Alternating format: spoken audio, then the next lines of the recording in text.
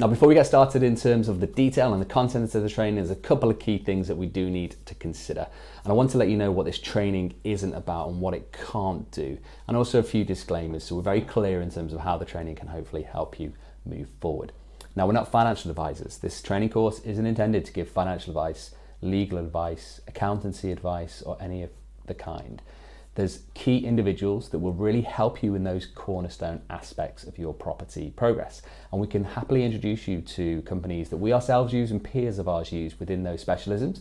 And we also have a section on the training where we look into what questions to maybe consider asking those key professionals when you are engaging with them. But no training course should be a substitute for that. You should absolutely seek professional advice in all of those different aspects. Financial advice, legal advice when you're purchasing the property, accountancy advice when you're looking at setting up maybe a company or buying as an individual, and also your long-term ambitions of that property when you may want to exit.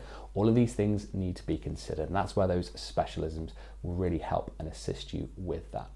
Now, there's plenty of changes that happen in the property industry on a regular basis. Sometimes it feels like it's daily, or certainly kind of weekly or monthly. And because of those changes within the industry and because of the nuances around them, so for example, there's been taxation changes around stamp duty, and there's been taxation changes around mortgage interest relief over the last couple of years.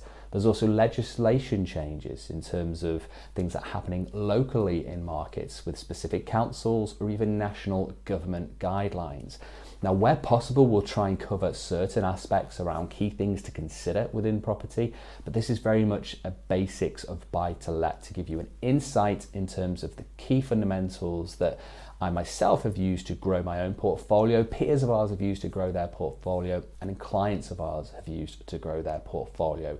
More nuanced around the specifics of what property types are out there, what tenant profiles to maybe consider based upon experiences and real life examples, what sort of strategy you should maybe consider within buy-to-let to make the most of a particular kind of property and really get the gain of growing a portfolio over time. So I hope that helps. I hope it gives some insight in terms of what this training course isn't about, and if you're looking for specialist advice on accountancy, legal, mortgage brokers, anything like that, let me know. I'll be happy to arrange introductions for you. All the best.